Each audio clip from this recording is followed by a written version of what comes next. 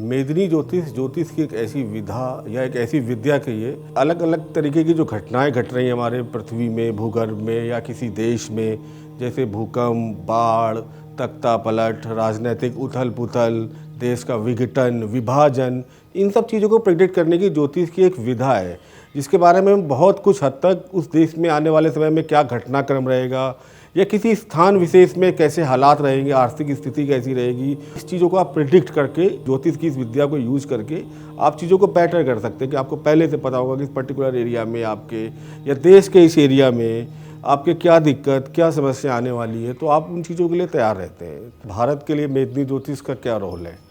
देखिए, जो भारत की जो आज़ादी हुई 15 अगस्त की मध्य रात्रि को, इसके पीछे भी एक बड़ा एस्ट्रोलॉजिकल रीज़न था।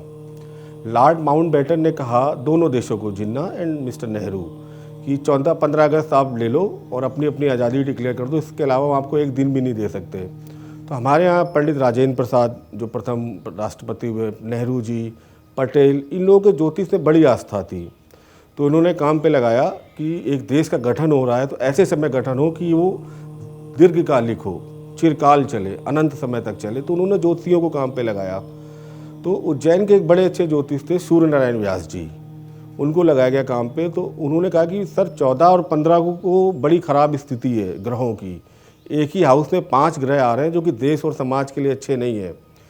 तो आप बात कीजिए आगे कि डेट एक्सटेंड हो जाए, बट डेट का एक्सटेंशन नहीं मिला।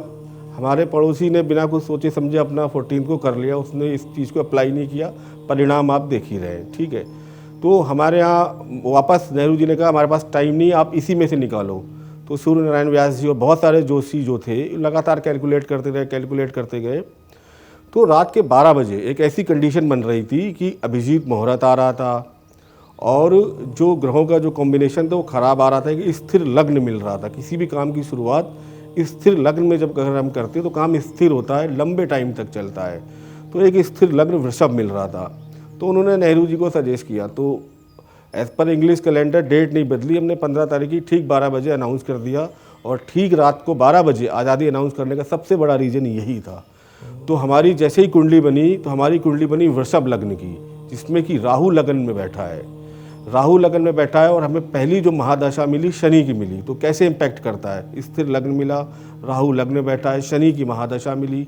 शनि की महादशा रिप्रेजेंट करती भारी उद्योग, हैवी आपकी इंडस्ट्रीज़। तो जैसी ही दशा रही अपनी लगभग जितने साल भी कैलकुलेट करने का सब्जेक्ट है, तो उतने टाइम आप देखिए हमारे देश से बड़े बड़े संयंत्र लगाए गए। जैसे ही समय आएगा चीज़ों का, तो मुझे ऐसा लगता है कि बहुत जल्द हम एक नया राष्ट्र का उदय देखेंगे।